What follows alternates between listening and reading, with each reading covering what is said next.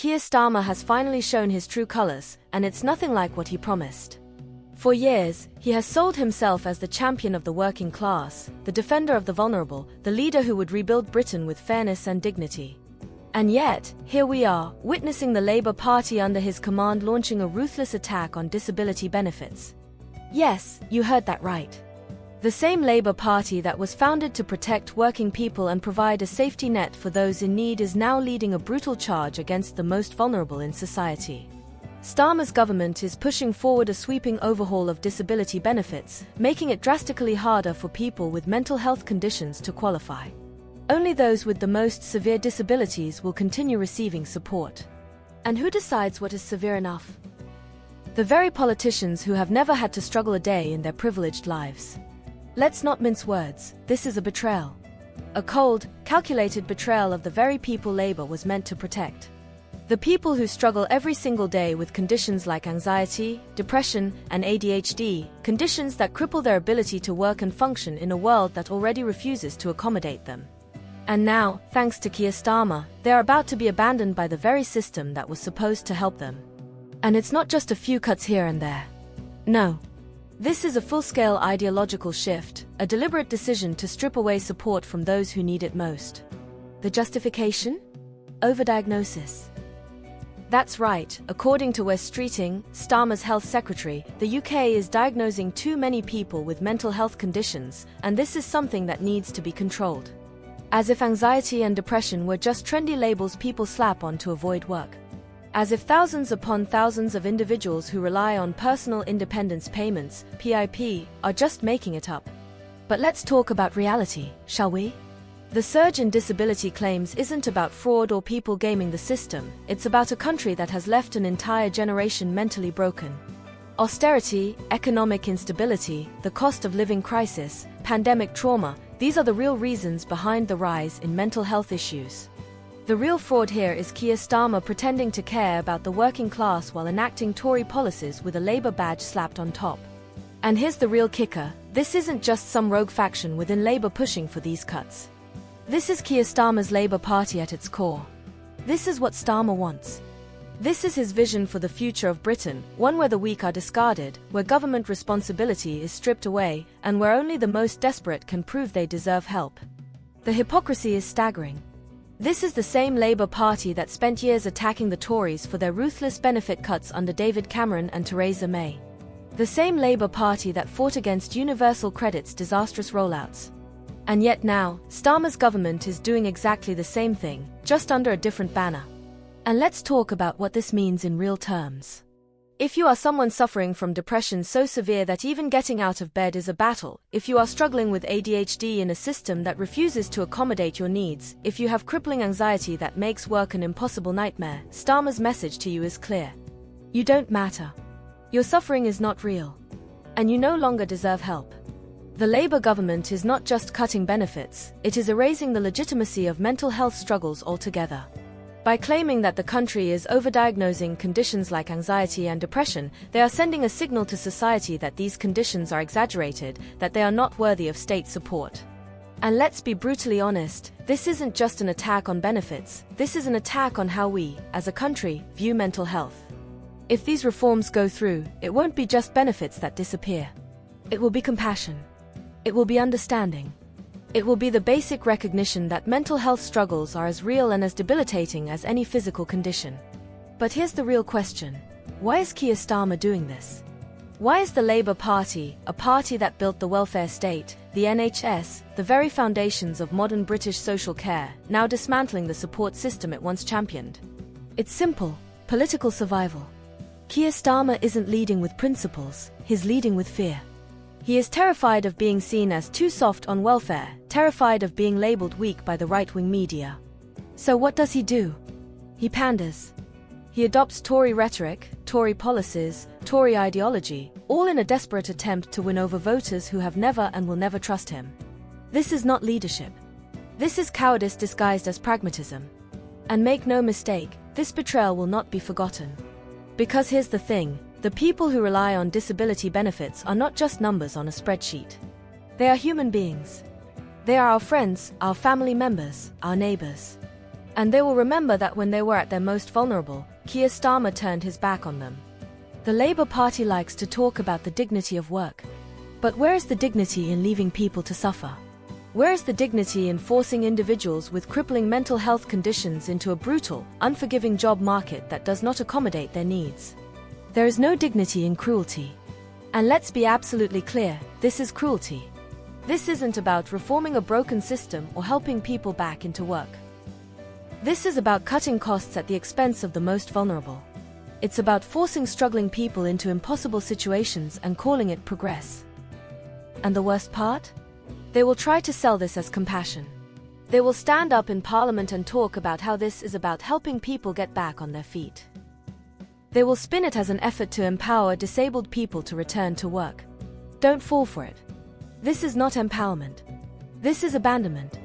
Keir Starmer is making his choice. He is choosing power over principles.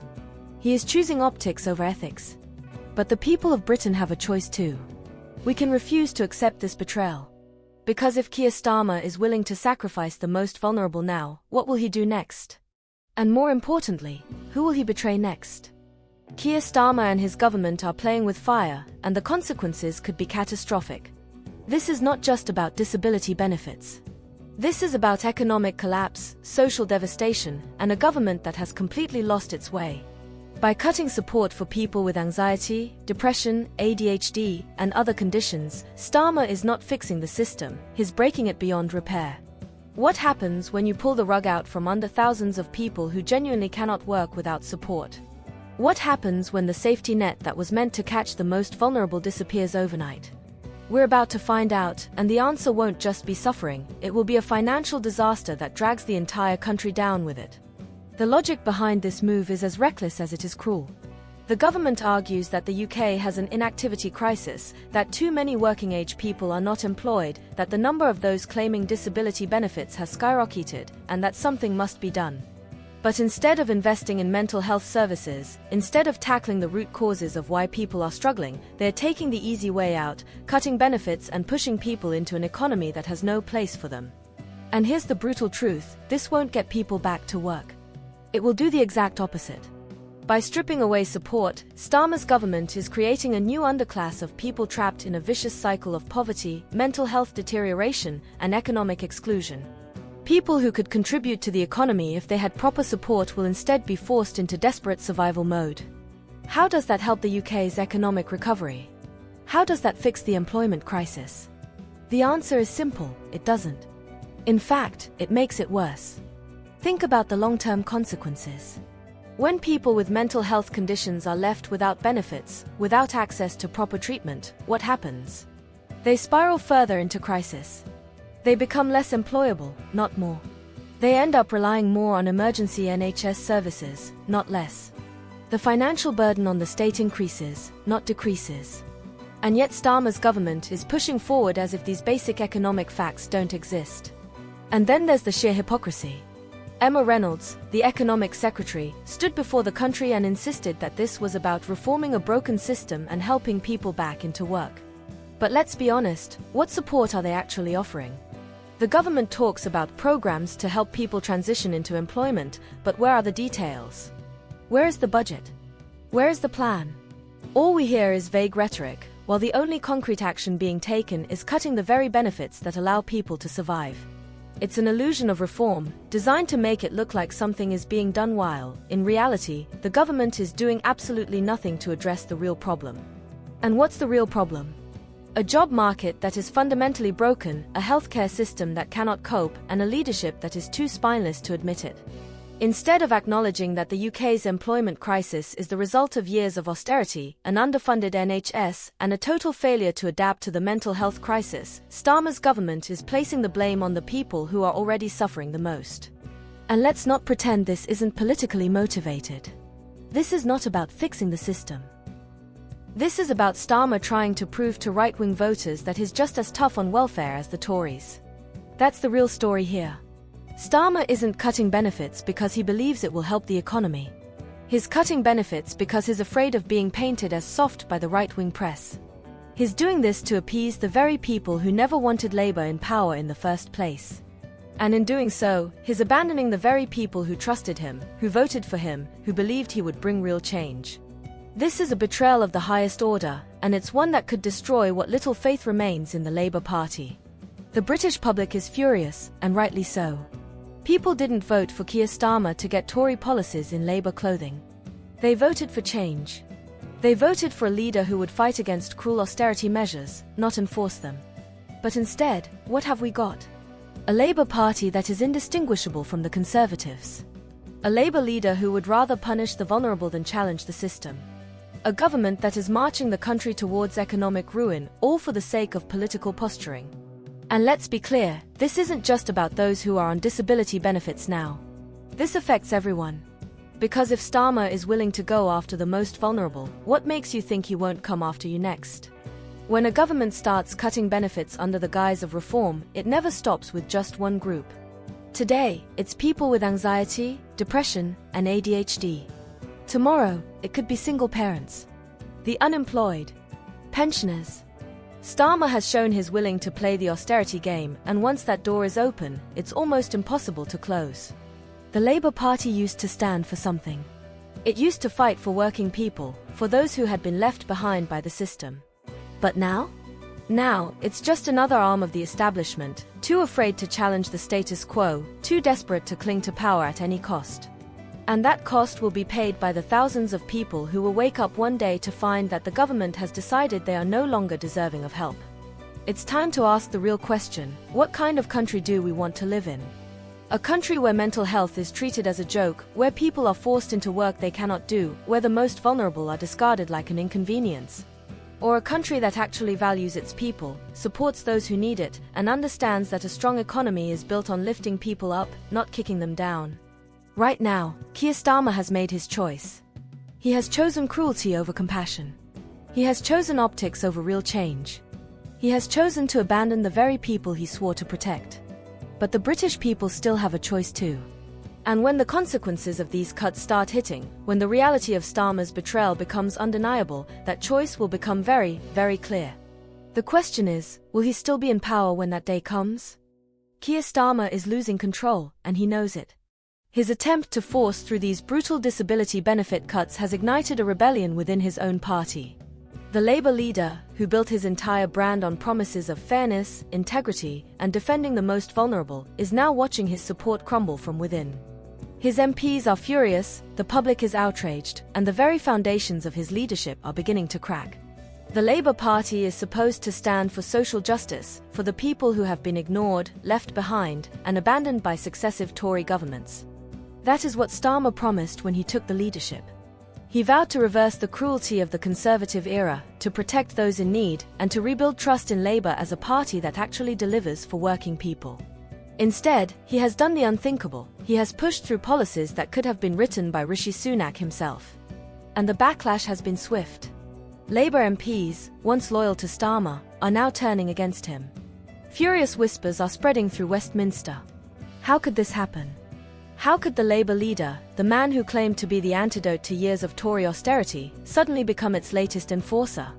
One Labour MP, speaking off the record, didn't hold back. This is a betrayal of everything we stand for. Starmer has abandoned the very people who need us most, all because he's desperate to look tough on welfare. We did not come into politics to be a second-rate Tory party. The anger inside Labour is not just growing, it is boiling over. A faction of MPs is now openly discussing whether Starmer is fit to lead the party at all. The murmurs of dissent are turning into something much more dangerous for him, the early signs of an internal coup. And it's not just his MPs who are furious. The trade unions, the very backbone of Labour's support, are now openly criticising his government. Some of the country's largest unions have warned that these reforms will only push more disabled people into poverty, and they are demanding Starmer reverse course immediately. One leading trade union figure put it bluntly: if Labour starts looking like the Tories, then what exactly are we fighting for? Starmer needs to remember who put him in power, or he won't be there much longer. This isn't just discontent. This is open rebellion. And it gets worse. Protesters are taking to the streets, furious at the idea that a Labour government, the supposed party of social justice, is about to strip benefits from some of the most vulnerable people in the country. Disability rights groups, human rights organizations, and charities have all condemned the move as a disgraceful act of cruelty. One activist at a recent demonstration held up a sign that read, "I believed in Labour. Starmer betrayed me." And that sentiment is spreading. Because Starmer has managed to do something that no other Labour leader has done in modern history, he has made Labour voters question whether the party still represents them at all. But Starmer, in his arrogance, is refusing to listen. Rather than acknowledging the disaster unfolding around him, he is doubling down. His team is spinning the same tired excuses, that this is about fixing a broken system, that they are helping people back into work, that the UK cannot afford to sustain the current level of benefits. But no one is buying it. Because this isn't about fixing the system, it's about shifting blame. It's about pretending that the economic failures of Britain are the fault of disabled people rather than years of government mismanagement, corporate greed, and a broken economy that serves the rich while leaving everyone else behind. And here's the real reason Starmer is pushing this so hard: he is terrified of being seen as weak. He thinks that by attacking benefits, he can win over conservative voters who might see him as too soft on welfare. But in doing so, he has alienated the very people who put their trust in him. And Labour knows this could cost them everything. Behind closed doors, Starmer's advisors are in full-blown panic mode. The polls are starting to shift.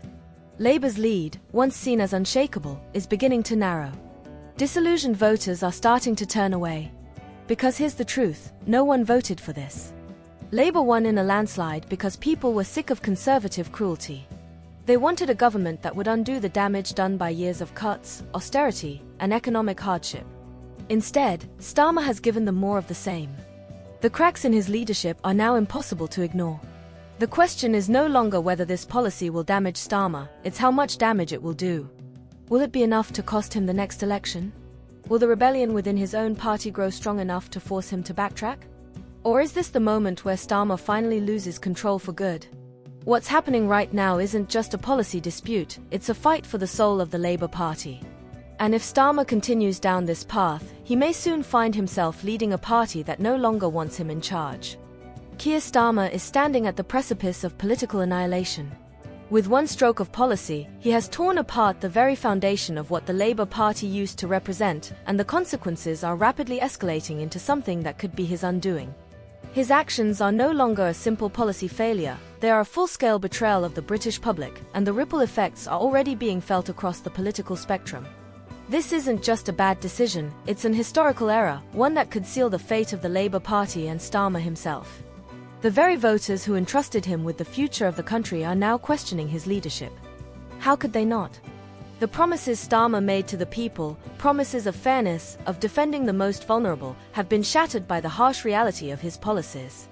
And as the public's trust evaporates, so too does his political capital. The polls tell the story loud and clear: Labour's once unshakable lead has vanished. Voters are starting to realise that Starmer is no longer the man they thought he was. This isn't about a minor policy disagreement anymore, this is about a fundamental breach of trust. The people who voted Labour expecting change, expecting a government that would fight for the most vulnerable, are now looking at a party that seems more interested in appeasing the establishment and playing to the right-wing agenda. This isn't the Labour Party they voted for. What's worse, Starmer has handed his political enemies a golden opportunity. The Conservatives and Reform UK are licking their lips, waiting for Labour to implode. Starmer's missteps are giving them the ammunition they need to tear into him. Every word of criticism from within his own party, every protest on the streets, is a hammer blow to his leadership. Starmer has left the door wide open for his opponents to capitalise on his weakness. Think about it. The Tories, who have long been accused of turning a blind eye to the suffering of the disabled, are now sitting pretty, while Starmer digs Labour deeper into a hole that could swallow the party whole. At a time when the country needed a leader who would stand up for the working class, Starmer has instead embraced policies that align closely with the very forces he once claimed to oppose. The irony is hard to ignore, and the public is noticing. So, where does this leave Keir Starmer? Is this the beginning of the end for him? Has he doomed himself with this policy? Let's not sugarcoat it. This could very well be his political ruin. If the protests continue, if Labour MPs keep rebelling, if the public's outrage only grows, Starmer's grip on power will slip away faster than he can regain it. A party that is divided at its core cannot sustain itself, and Starmer's leadership is now hanging by a thread. What happens when the very people you're supposed to represent turn against you? What happens when those who trusted you to protect them now view you as just another cog in the machine? The real question now is whether Keir Starmer can survive the fallout. Is his leadership salvageable, or will history look back on this moment as the point where he lost everything? Labour's identity is on the line. If this policy continues to backfire, if the protests keep growing, the damage to Starmer's leadership will be irreparable. His position is becoming untenable by the day. The cracks are there for all to see, and the longer Starmer ignores them, the faster his political career will crumble. Here's the harsh reality for Starmer: he cannot afford another misstep. He cannot afford to ignore his party's internal rebellion or dismiss the anger from the electorate. He has already pushed too far to turn back. And if the backlash doesn't force him into a retreat, it will undoubtedly dismantle his political career piece by piece. This is a man whose political survival is now on a knife's edge, and there is no way forward without major consequences. The real test is coming, and it won't be long before the weight of public and internal pressure becomes too much to bear. It's easy to see the writing on the wall now. This could be the end of Starmer's leadership, and with it, a serious crisis for Labour itself. The clock is ticking. If Starmer fails to act swiftly, if he continues to double down on his disastrous decisions, he may very well be signing the death sentence for his political future. And when that happens, Labour will have to reckon with the very real possibility that it's been irreparably fractured under his leadership. So ask yourself, has Starmer's time come to an end? Can he recover from the damage he has done, or will this be the defining moment of his downfall? The stakes are high, and the answers aren't looking good for him. The battle for Labour's soul is just beginning, and it's unclear whether Keir Starmer will come out of this fight still standing. The next few weeks could determine the fate of the Labour Party, and Starmer's political legacy may very well be written in the ashes of this failed policy. One thing is certain: the path ahead for Keir Starmer is uncertain, and the consequences of his actions may echo long after this crisis has passed.